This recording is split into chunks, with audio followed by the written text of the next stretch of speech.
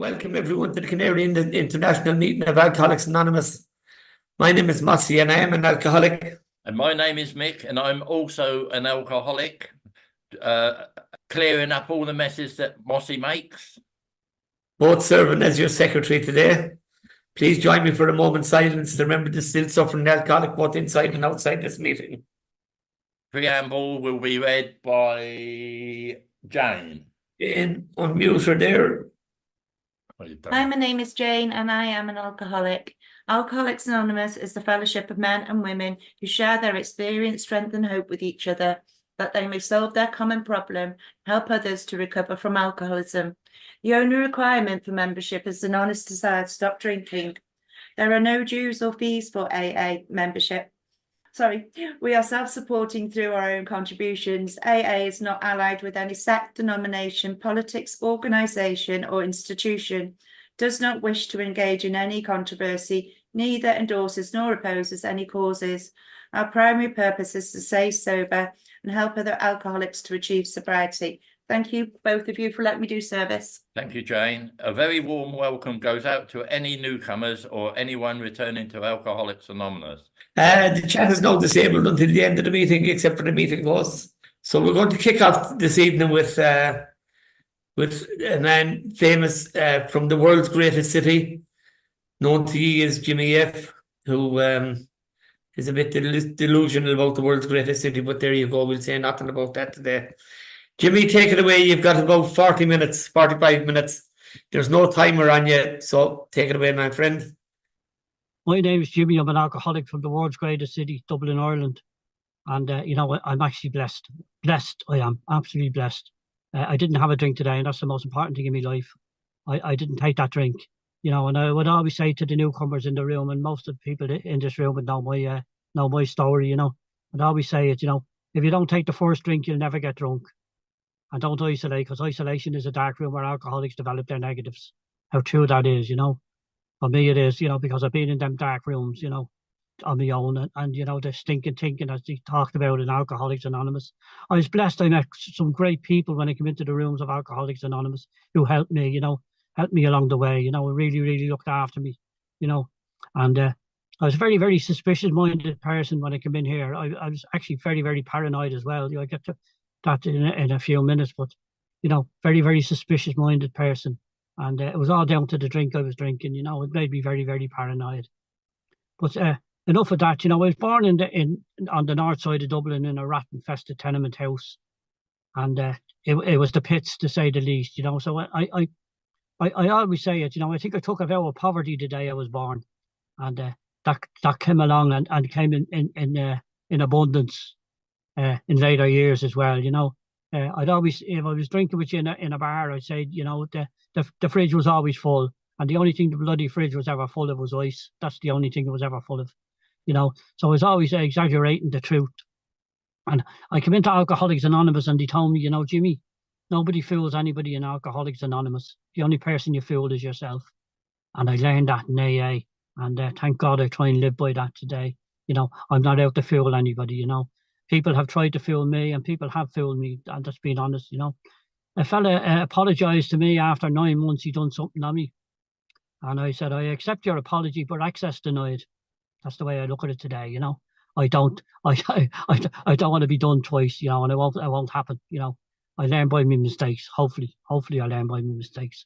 I made a lot of mistakes in my life. I really, really did. Got up to an awful lot of crime to feed the addiction of alcoholism. And it wasn't nice, and I'm actually blessed, absolutely, really, as I say, blessed.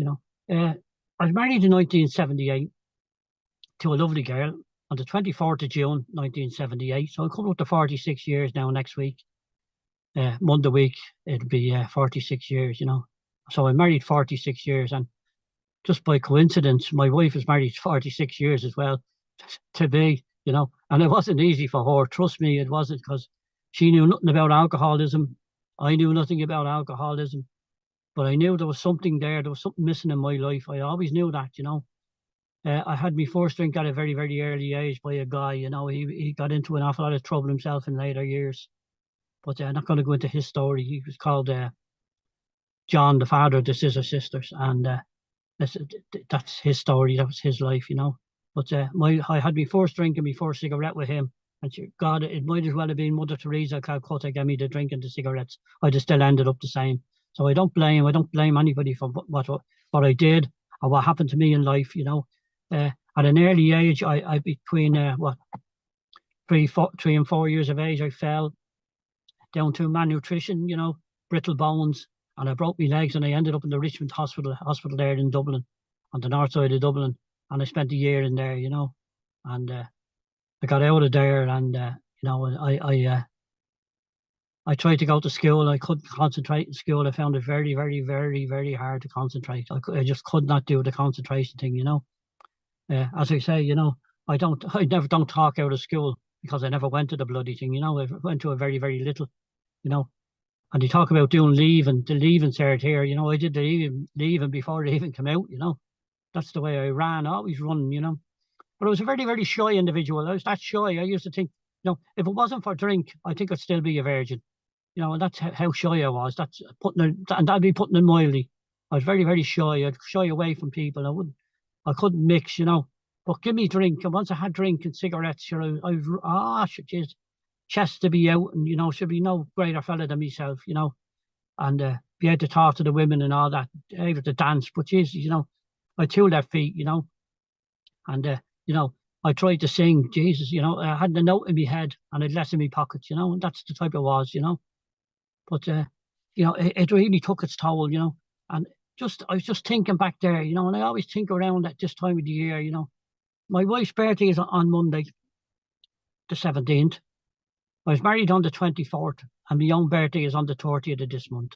So the 3 of them are. But my wife suggested that we get married on her birthday or on my birthday.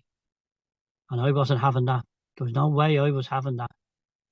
Because there was another date in between that week, and that was the 24th. And that was the date I had set in my mind to get married. And that's to do with my alcoholism, a big part of my alcoholism, a decision I made, you know. Why did I do that? Because I was afraid I'd miss out on a celebration. And I took a week off before. My wife got 2 weeks off on holidays. It was the norm to get 2 weeks off summer holidays. And she got her 2 weeks and I got my 2 weeks. The only thing is I took a week off before she got her week off, her 2 weeks, you know. And that's how I operated, you know. Everything was drink. With me, everything, once I took that first drink at that early age, all bets were off. And that's the way I thought, you know, that sort of messed up individual. But on that day, on the 7th, on our birthday, it was a 21st birthday, as a matter of fact. And on that day, I got my first dose of the shakes. And that I will never, ever forget. And they never left me until I came into the rooms of Alcoholics Anonymous. I brought my father for a drink up to a bar that morning. We were going out. Our father was after paying for our 21st birthday. Now, which wasn't a nice thing to do. We could have had a wedding day on the same day as our birthday. You know, and he paid for our 21st birthday, you know. And then the following week he paid for our wedding, you know, our wedding, you know. So that wasn't very nice. But I'll get to another story about weddings and stuff like that in a few minutes. But, you know, as I said, I got my first dose of the shakes and that never left me, you know. But my daughter was supposed to be married on 5 years ago, and I had a brother in the Fellowship of Alcoholics Anonymous. I introduced him in. He was in and out for over 30 years. And he went out and he drank and went in and out and in and out. He just couldn't get it for the life of him. He just couldn't get it, you know. And I come from a very, very close family, very, very close, you know, and he just could not get it, poor chap. And he died the day before my daughter was to get married. And my daughter had called off the wedding. And I had paid for the wedding in full in Manchester. She'd called off the wedding at short notice. And I got a phone call when I was in Dublin Airport going over to see her. I was going over to see her because the flights and all were booked. And so I went over and I got a phone call in Dublin Airport saying my brother had died. I was only with him the day before. I washed him, cleaned him up and put him to bed and got him his water. And he said, I'm all right, Jimmy. You know, you go on, run over to Edel, my daughter. And so I went over and anyway, but on the way over, as I say, I got that phone call. And that was a killer blow for me, you know, really, really was. But listen, emotions were running high at the time, and I came back then, and I went over to see my daughter. Came back then, made arrangements for my brother's funeral, being the eldest of the family. My mother and father had passed away. I wasn't long in the fellowship when my mother passed away in 1985, and I came back, made the arrangement. But there was only one good thing that came out of that weekend, and I don't like horsing at AA meetings, and I'm trying to hold myself back, when I think of it, But there's only one thing good that came out of that weekend. I never liked that guy she was going to marry. I never liked the bee she was going to marry in the first place. I really, really didn't. I took an instant disliking to him, and it's probably that stems from me paranoia days, But thank God she didn't marry him now, and she's getting married next month in Barcelona. Happy days. She had all plans for a big wedding, and the wedding she had picked, the hotel she had picked out, she got a bit of a downer to say that they only cater for 70 people. And she really, they said he wanted a thing. So there was a few people were disappointed. They didn't get invites, but what can you do? It's nothing down. It wasn't down to me. That's where they wanted to be married. And I went up to the hotel there a few weeks back when I was in Barcelona. It's a beautiful place, and I hope she has a great day, him and her, because he's a lovely, lovely guy, a really, really nice guy. But that was my drinking, after, as I say, that man paid for my father and I paid for the wedding, and he paid for our 21st. And jeez, I had to pay. I paid for that wedding, and I lost every penny. And now I'm paying for this one. I hope she doesn't ask me to sing, because I haven't a note in my head and less in my pockets. But listen, I have a wonderful life, and that's all down to the Fellowship of Alcoholics Anonymous and the good people that helped me in it. I'd have been brought to psychiatric hospitals. As I said, I was married in 1978 myself. As I say, I'll be 46 years this year, and this month, and I was brought to St. Brendan's. It was a psychiatric hospital here on the north side of Dublin. St. Dimnus, who happens to be the patron saint of nervousness and mental disorders as well, is brought there. Stan Hope Street, another treatment centre for alcoholics. The Rutland Centre, where I was brought there, and I was brought to all these places, and I couldn't get it, I just couldn't get it. But when I was brought to Alcoholics Anonymous, a guy took me under his wing and introduced me to a small few people. There was himself. He worked in the airport. This man, he was up in security in the airport, and he introduced me then to a fella called Mick the Go, and then he introduced me to Cork Dan, and then there was another fella, John the Hatchet. I don't know where he got his name from. And then there was another fella, Frank the Wank. Now, don't ask me where he got his name from. But they were all good people, and they helped me, really, really helped me. I ended up living in my mother and father-in-law's house because the family home was repossessed in 1983 because I wouldn't pay. I wouldn't pay nobody. I didn't pay anybody. Everything I had went on drink, And I just didn't care about anybody, any place, or anything, And I was actually blessed that I met these people and they helped me, But to cut a long story short, there used to be strangers coming up to me mother-in-law's in cars, and taking me out of the house and bring me to an AA meeting and bring me back again, which was, it was just something that I never heard of, and they really, really looked after me, really, really, because I was very, very underweight, undernourished and all that sort of bloody carry on. I was in a terrible, terrible state, I was attending this guy. He's mentioned in the archives of Alcoholics Anonymous here in Dublin as Dr. Stevenson, or in Ireland. And I was under him. He was treating me for my alcoholism, and he had told my wife to actually leave me and make a life for herself because I wasn't going to make it, And as I say, I lost the job, lost the house, lost the wife. As I said, I got back with her, and I tried to keep myself on the straight and narrow.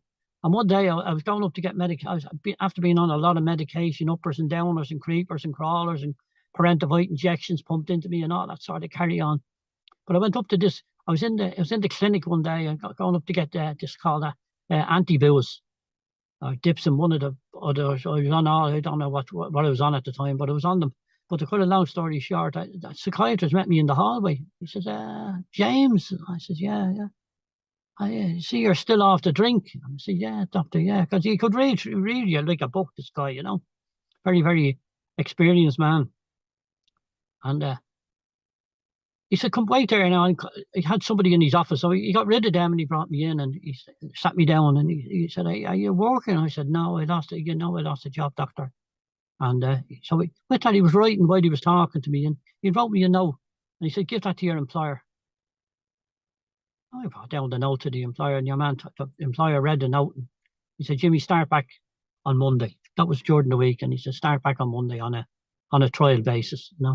So I did, and I ended up there working there for nearly 28 years, and everything worked out for me, in the long run, everything worked out for me. But I was in the printing trade, and I was drinking the ethyl alcohol and the isopropyl alcohol and the toxypropanol and methylated spirits, and I was totally messed up by the booze, absolutely horribly, and my head was messed up and my body was messed up. And all I could do was, think a drink. And I was going to walk out with that job. I don't know whether I ever shared it before. I was going to walk out with that job, and I was only in it a few hours. And I said, I can't walk. I can't stick this bloody job. I was going to walk out, and this girl came up to me, just out of the blue. And she said to me, "Are you go over a pint after work?" Oh, so with that, she changed my whole attitude. I said, yeah, I'm going for a point, yeah. So, well, we go off, me and you, and the two of us went off, and the girl was gay, and not that it didn't matter, but the two of us became very, very good friends, drinking buddies, and I remember sitting in a bar in Fisborough. It's called the Brian Baru. It's the only pub, I think, in Ireland with a crucifix over the door that I know of, and anyway.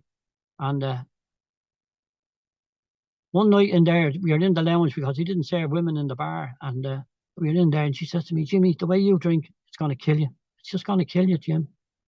You want to take it easy, I said, "You're not far behind me." She said, "But I don't drink the way you drink, Jimmy." But the drink actually killed her, And she was a lovely, lovely girl, She never made it, And that's why I say, I always use the word blessed. I don't use the word lucky, But that's all my life. It's just total hookery, crookery, all that sort of carry on. I came from a family. If the cops didn't knock at the door at least once a week, the neighbours would start talking. And any time there was trouble, the family was blamed, I remember I worked in a job one day, and a fella came in, a customer came in, he said, "There's two fellas looking for you outside there, Jimmy." I went out, and there was two fellas in the hallway at the job I was working in, and there were two detectives. They started questioning me over a murder, So that's how it was, how bad it was, The mud sticks, as they say, So I didn't commit the murder, and my brothers the same thing. All that sort of carry on. And I had brothers who served time in prison for things they actually didn't do, and that's sad, But that's just the way it was. That was the lifestyle, But there wouldn't have been very much money around, and so what do? You thieve, you rob, just didn't care, I ended up in courts and all that sort of carry on for my behaviour, But it's not like that today, It's just not. I don't do the things I didn't drink in sobriety. I bend my knee instead of my elbow, and I attend AA meetings on a regular basis. And I suffer with glaucoma, and probably people see me there rubbing my eyes and all that sort of stuff. But I got a bit of good news there. I got a good bit of good news yesterday, and I got a bit of bad news there 2 weeks ago. I was in the hospital again, and they're after changing my eye drops. I've been attending this hospital for the last 20 years, and after changing the eye drops now, and the pressure in my eyes are very, very high there 2 weeks ago, and now they're gone down very low. The doctors are glad, that it's just working for me, and the old eyesight now, it's not the best, but it's better than it was. Today it's all right. I'm looking over I'm in actually parked in Blanchardstown Shopping Centre. I couldn't make it home there because the traffic was that bad. But that's my life today. I go to AA meetings on a regular basis, and I hang around with people, that are like-minded people, and I got started there a few years back, and I won't say many years back, it's only a few years back that started going to conventions and things like that, and meet some lovely, lovely people and have some great, great fun, I wanted to go to, I heard about these conventions when I came in. I said it to the guy that was looking after me. He said, "Jimmy, conventions are not for you, mate." And I never went to them, because I knew what he meant at the time, because I was actually bogey. I couldn't think for myself, you know. And I mean that, and I knew what he meant then later on. He wasn't for me, you know, because I was thinking of fucking all this sort of bloody stuff, you know, mini bars in hotels and all that sort of stuff was going through my head, you know. But it's not like that today. My wife hasn't left me now since I came into the Fellowship of Alcoholics Anonymous, and that's a bloody miracle, you know. That is, you know, and we have a wonderful time, you know. I've actually gone down to Wexford there for a couple of days. I actually messed up and I had to apologise to her, you know, but I half-heartedly apologised. I wouldn't be apologising now the full. She asked me would we go down to a hotel, and I said, yeah, I'll book it. And I only rang them there last night and the hotel was booked out. Oh God, I said to myself, how am I going to get out of this? So I actually booked another hotel close by, and I actually rang the hotel that was booked out and asked them, would he have a place at a table for two on our birthday, which is Monday.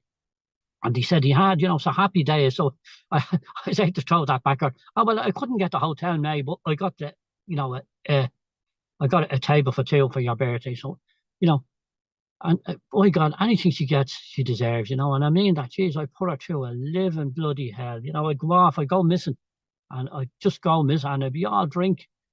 That's all it'd be, just out to bloody kill the drink, you know. And all the messing and the hoopery and crookery that goes on with it, you know. And I drank in men's, I call them men's pubs, you know, men's bars, you know. And one time I actually robbed a box of women's bras, and I tried to sell them in a man's pub, and I didn't have much luck. Trust me, you know, with no luck on that one, you know. And I would sell anything, you know. I'd sell me soul if I thought I could get money for drink. But that's the way it was. It's not like that today. I have a son, I have a daughter, you know, and I got my warnings from my daughter, you know. She said, Daddy, you'll be making a speech, you know, keep it clean. You know, and, yeah, I'm probably better off not saying anything, because sometimes my mouth gets me into trouble. It gets me into terrible trouble, you know. So I got my warnings from my wife and my daughter, you know, and that's the way it is today. You know, life is good. You know, life is good. It's not a bad life. You know, I got another house. I had to sell that. We bought a house, myself and the wife. It was very, very cold. It was cheap as I could afford at the time there years ago. Then I got another house. I had to sell that. I moved into next door to drug pushers, and I just, my kids were only small at the time, and I just asked one of the head of the family. I said it to him, you know, would you mind telling your clients not to be shooting up in front of me children, you know? So with that, he threatened to have me shot. He said, I'm going to have you shot, you know? So all that sort of stuff went on, you know, all that sort of carry on, the madness, and got out of there. And I mean, where I am at the moment now, happy home, you know, happy wife, happy life, you know. Probably hear the seagulls bouncing off the car here, jumping on top of the car. But I have a good life today, and that's all down to the fellowship and practicing the program, you know, the first step of Alcoholics Anonymous, you know. Admitting you're powerless over alcohol and your life has become unmanageable. I could go along with that, yeah. I didn't have much trouble with that. The second step now, had a bit of trouble with that one. Who wants to say they're mad, you know? The third one, I said, well, no, I bend my knee instead of my elbow. I can do that. Went to do a fourth step then. I put down on paper. So I had to go from fourth step. I had to go back to the second step, you know, the madness. Because I went down to throw myself in the river one day to find there was no water there on the day I went down. And that would have been only one of the things that would have happened to me, you know, in my drinking days, you know, the madness and the craziness. I just didn't want to. I just freaking didn't want to be here half the bloody time, you know. And I didn't know what my problem was, and I know today what my problem is. And it's the only problem I have is a drink problem. That's the only problem I have today is a drink problem. And the only medication I'm on is freaking eye drops. You know, that's the thing, and that's what I'm on today. And as I say, I have a wonderful life. I would say to anybody, you know, grab this with both hands, you know, really, really grab it with both hands, and it'll work out for you, you know. I consider myself a wiser man for coming into Alcoholics Anonymous, you know. And after the hospital there yesterday, I went to a meeting called Sherrard Street it's in the centre of town there, you know. Be kind of a roughy type of meeting, but you wouldn't have any problems there, you know. we went in there, and anyway, to cut a long story short, I arrived in because I was late getting out of I was in the hospital at 10:15, and I didn't get out there. It was a couple of hours in there, so I got out and I went. Just the nearest meeting to me, so we went into it. You know, by the time we went into it, about 10 to 1, to the time I came out, it was just a bundle of laughs. That's all it was. Somebody sets the meeting tone, and then that's it. It was just a bundle of laughs, you know. But there, a couple of weeks ago, I spent a lot of time in a hospital with my wife. She wasn't well, you know, and I try to always be there for her, you know, because it's very, very important for me, you know. I'm not making myself out to be a great fella or anything like that, you know. She took bad, you know, and she wasn't well, and she kept coughing and coughing and coughing. And I said it to her. I said, "May, you'll have to go to the doctor." No, Jimmy, I'll go next week. I'll go tomorrow. And I lost a rag. To be honest with you, I let a couple of courses out of me. And I said, "You're going to the doctor, and that's it. And I'm going up to the clinic, and I'm making an appointment for you now." And this was at 6:30 last Friday week, I think it was. And I said, "I'm going up to make an appointment for you now, and that's it." And I went up and seen this, made an appointment, and the appointment was for 10:30 that night. So I brought her up at 10:30. We went in there for about 10 minutes. The doctor, she came out with a note in her hand. I thought it was a prescription. I said, "Happy days, that wasn't too bad." It was a note for the hospital. And he went down to the hospital at 11 o'clock and didn't get out till 1:30. And I'm not talking about 1:30 in the morning. I'm talking about 1:30 the following day, you know. 14 and a half hours wait, sitting in a thing with her, you know, just to be seen to, you know. So she was there for me. That's the way I look at it. And I'm there for her. And I'm there for my son and there for my daughter, you know. And I'm there for my brothers and my sisters, you know, who some of them are going through a bit of a rough time at the moment, you know. But there's nothing I could do about it. I'm not going to go into their stories, but I'm just there for them, and that's what most importantly for me, you know, to be there for them, you know, and to help them out any way I can, you know, and to help out the still suffering alcoholic, you know, and try and carry the message, I suppose, and not spread the disease. You know, everybody can be accused of something like that. No, that fella spreads the disease, you know. But life is good, as I say. Life is good, and it's what I heard in AA. You know, join AA and see the world. Have a drink and see the next world. Keep it simple or you go simple. You know, I had to think about all these things, and there's as I say, I don't do the things I didn't drink in sobriety, and I get on with it. You know, and that's basically where my life is today. You know, I'm not doing them things. You know, I'm not robbing and thieving, drinking on the sly, or not drinking on the sly, or whatever way you want to put it. You know, but I remember being in a hotel, myself and May, when I was drinking. I wasn't long married, probably within the first 5 years in Galway. Well, it wasn't a hotel. I don't know what you'd call it down there. I'm not slagging off anybody, you know, but this place was, it was the pits, putting the mileage, you know. It was called the Grand Hotel, and it was out in Salt Hill. Boy, Jesus, it's an awful bloody place altogether. But to cut a long story short, we spent a week down there, myself and her. But sure, it wouldn't bother me, you know, because when I was drinking, I didn't care about it. But I didn't want her to see me drinking, and you know, I went into the bathroom to have me little naggin, or a baby power at the time it was, I think, a baby power, and I couldn't get the bloody cap off the bloody bottle. And she went into the bathroom, then I came out, you know, and I had to get a pen and try and pour a hole in the cap of the bottle, and I'm sucking the bloody thing, sucking the whiskey out of the bottle like a child, you know. Honest to God, I ended up in a pitiful bloody state from drink. But I wouldn't have drank at every pub in Dublin. I can't boast about that, you know. I can't boast about anything like that, you know. But I slept in every bus garage, every bloody single bus garage I slept in, you know. I woke up in the mall here in Dublin, on the north side and the south side. And, you know, it was just, I'd wake up, I was either too late to go home or too early to go home, you know.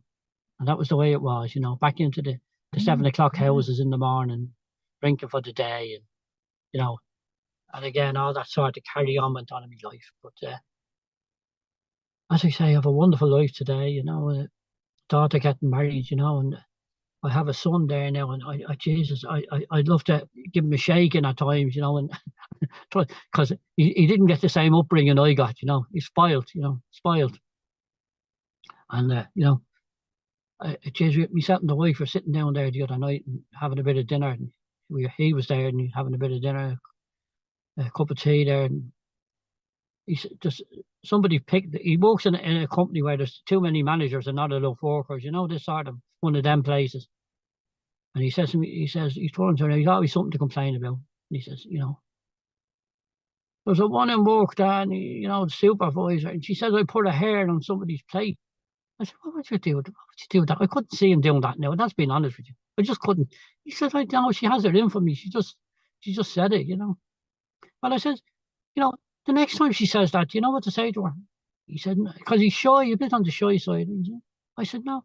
What did you say? I said, I'll tell you what to say. You ask her, was it a hair out of somebody's head or was it a pubic hair? And that'll shut her up and she won't come back for more. And that's the, you know, I don't carry a knife, but I have a sharp tongue, you know, and I have to have at times, you know. If people are having a go at you, you know, I'm not here to be slated or anything like that, you know, and I don't slate people, you know, because I think it's wrong. You know, it could have an awful effect on people, you know. But I can't. He can't take up for himself. You know, just the only. And I try and advise him in all areas of his life. You know, and we have a wonderful life together. You know, two of us go out to football matches, and to be honest with you, even Father Neil there to slag me. You know, you go to enough of football matches. And I wouldn't have a great interest. I'd just be with him. You know, just it's two of us, and that's just the way it is. You know, a great relationship with my daughter, and I have a great relationship with my mother-in-law and my father-in-law. My father-in-law and my father. I found out years and years ago, my father-in-law was the same age as my father, and both of them were born on the same day, you know, the 16th of July, 1929, you know, and both of them worked on the railway. So if that's not a coincidence, you know, for all their lives, the two of them worked on the railway in two different railway stations, you know. I was, you know, my father-in-law passed away there last Christmas, 12 months there, Christmas Eve, and it was sad, you know. It really, really was. He was a lovely, lovely man. And I got on very, very well with him, you know. Really, really well, you know, with him. He was just a lovely, lovely man. You know, and my mother-in-law is a lovely person as well, you know. But when you're drinking, you can't see this, you know.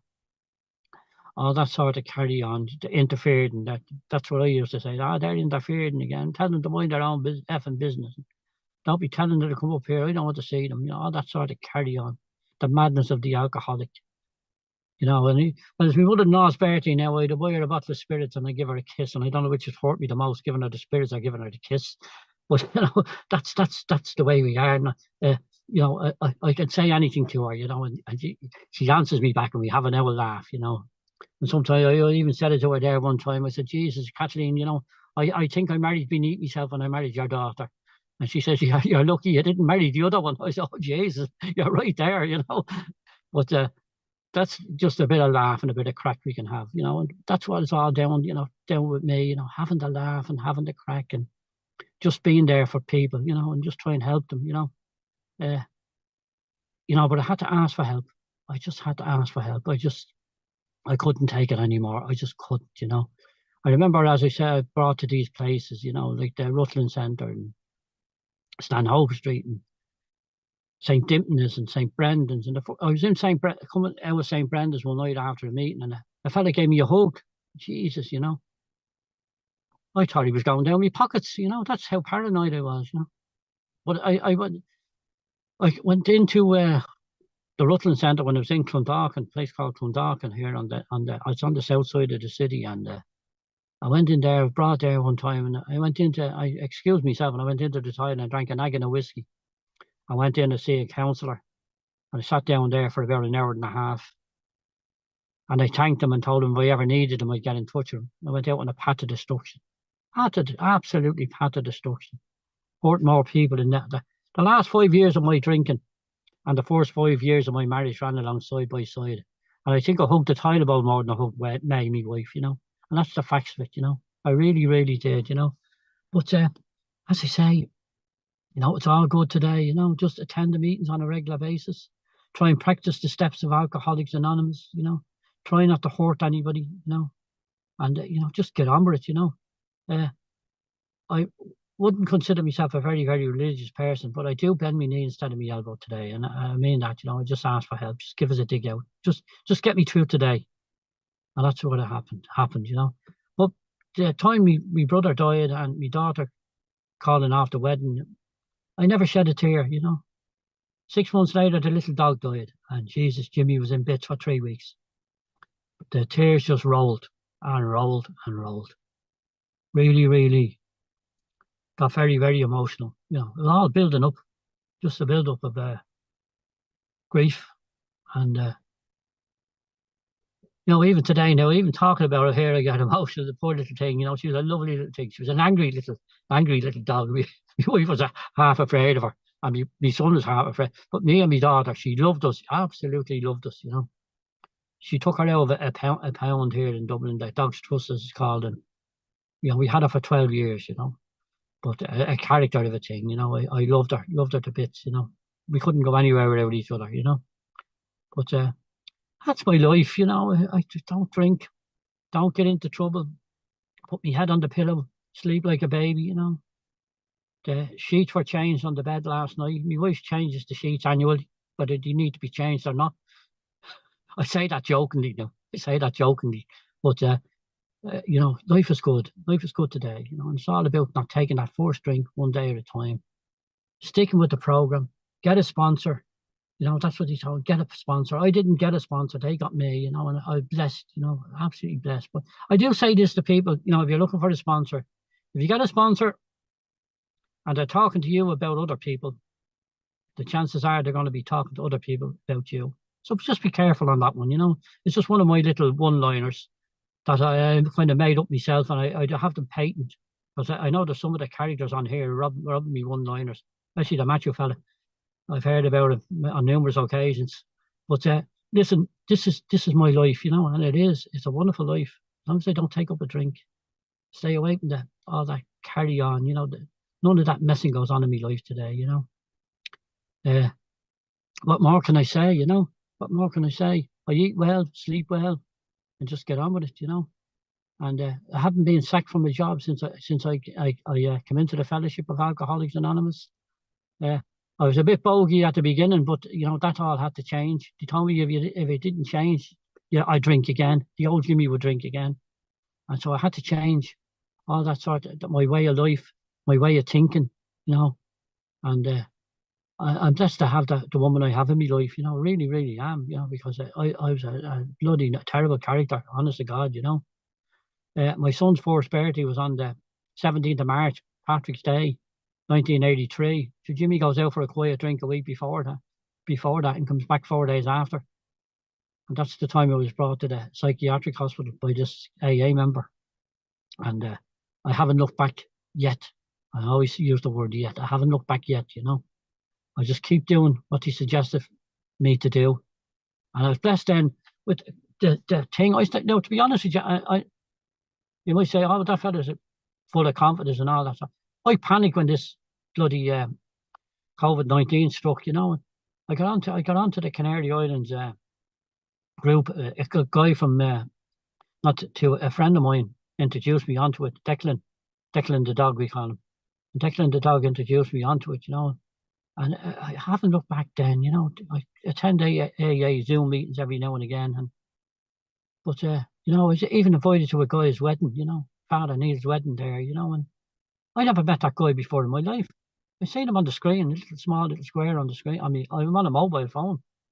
And he invited me to his wedding. And I went over to his wedding in Brighton, and geez, we had a fabulous time. I had. I don't know.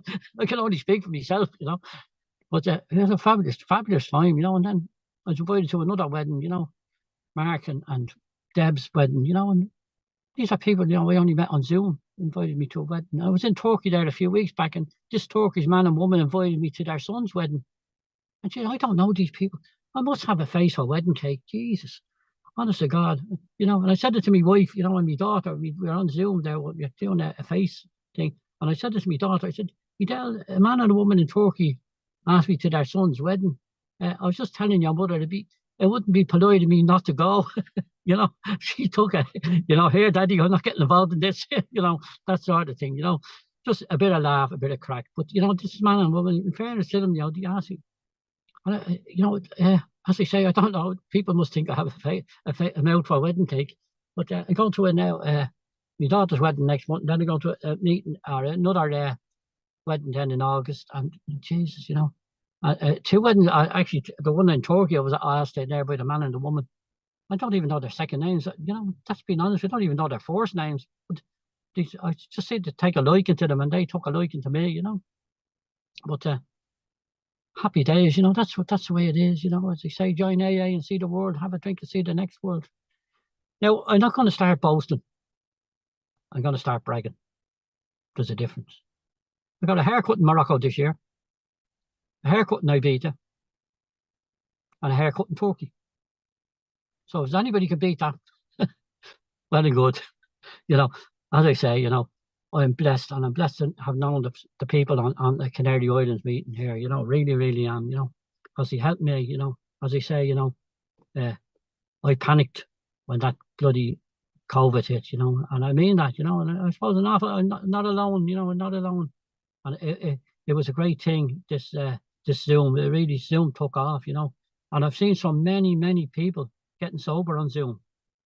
So I would never ever knock it. You know, never ever knock it. You know. But when I heard about it in the beginning, I said, "I know that can't work. It can't work."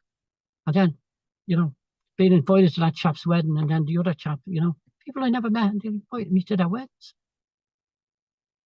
And you know, and it's working. And it's been working very, very well for me for the last, you know, since I came on to Zoom. I attend Zoom meetings. I wouldn't say daily, but I attend AA meetings on a regular basis because I have to, you know, from my sanity. And I move around AA, as I always say, I move around AA for my sanity, but also for other people's sanity. I would drive them mad and they would drive me mad, you know. So that's what I say. And that's another one-liner of mine, you know, that's patent as well. But life is good, as I say, and I keep repeating that. It is good. As long as Jimmy doesn't take up a drink, you won't see the other side of Jimmy. You know, this is the side of Jimmy you see. You won't see the other side of him, you know. The madness and the craziness and the carry on that goes on with feeding and addiction. And it's not easy. It's tough. It really, really is. It's rough. It's not easy. It's hard, bloody hard work, you know. Especially if you're out of a job and you know you have to feed an addiction. But again, you know, that's the way it is today. You know, I don't know how long I have left on this earth. You know, maybe I'm playing in the second half, as I say. Maybe I'm playing in extra time. You know, I don't know. You know, my birthday is on the 30th of this month. I'll be 70 years of age. Now, 70 years of age. You know, I know I look an awful lot more, but I had a rough life. You know, trust me, I had a rough life. So happy days. You know, I used to, geez, I never thought I'd see 33. I'm only 70. You know, but happy days, and that's the way it is today. You know, good life. Jim, my friend, is it me time up yet? You've 45 minutes done now, Jimmy. 45. I thought you were going to say you have another 45 minutes, Mossy. Jesus, how am I going to get through that? I know, you ask an alcoholic to talk for 5 minutes and he talk for 45 minutes. You ask him to talk for 45 minutes and he can barely get through 5, you know. As the alcoholic always says, I'll finish up on this, and 45 minutes later he's still talking. Jesus, I said, you know, oh God, you know. But listen, I know, in all fairness, in all honesty, you know, I love this meeting. I love the Canary Islands meeting, and there's other meetings I go to attend on Zoom, and the good people in Alcoholics Anonymous who've helped me out. Jesus, unbelievable, you know, really, really is a debt of gratitude I have for them, you know, really, really have, you know. And life is good, you know. And the next time I see you, I'll give you all a hug, and I promise I won't go down your pockets. Mossy, I'm going to leave it at that. And if I have offended anybody, please tell them to get in touch with their sponsors ASAP. Thanks very much, Jimmy. Jimmy from the world's greatest city.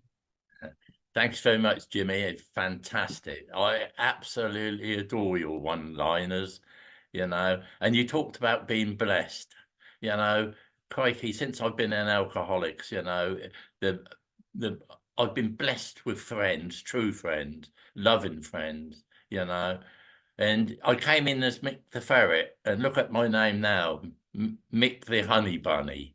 I've gone from a vicious thing to a soft, kind toy. Thank you, Jimmy. Over to you, Mossy. Thanks, Honey Bunny. Thanks, Jimmy. I always enjoy listening to you, Jimmy. You know, one of the things I love is the fact that you go out of your way.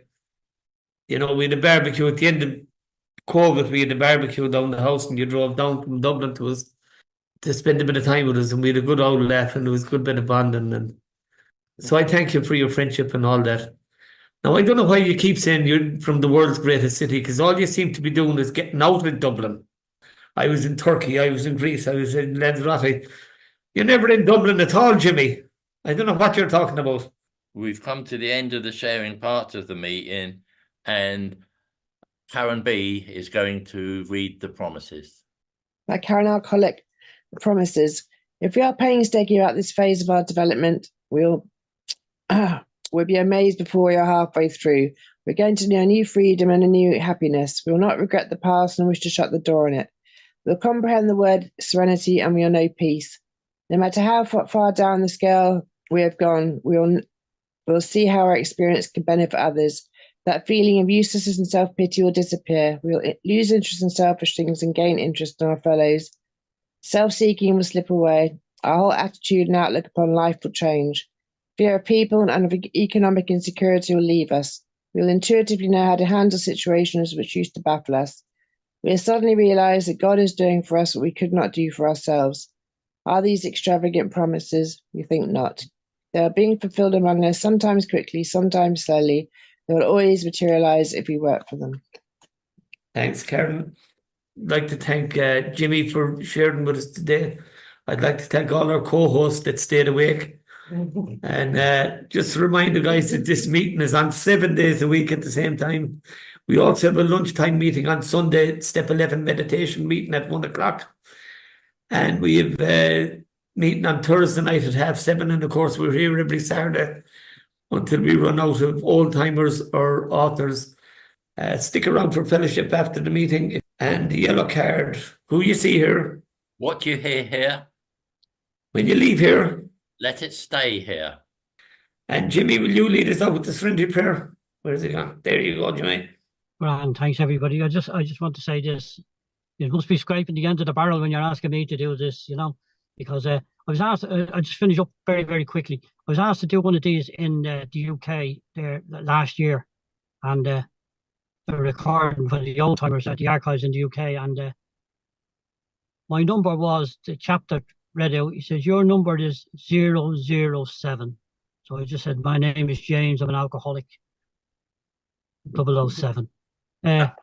I'll finish up on this, and I think I usually say, you know, keep it sleazy, I mean, take it easy. God grant me the serenity to accept the things I Change. Courage to change all things I can. The wisdom to know the difference. Wisdom to know the difference. Thank you. God bless you, Jimmy. Thank you, Jimmy. Bye-bye. Thank you so much.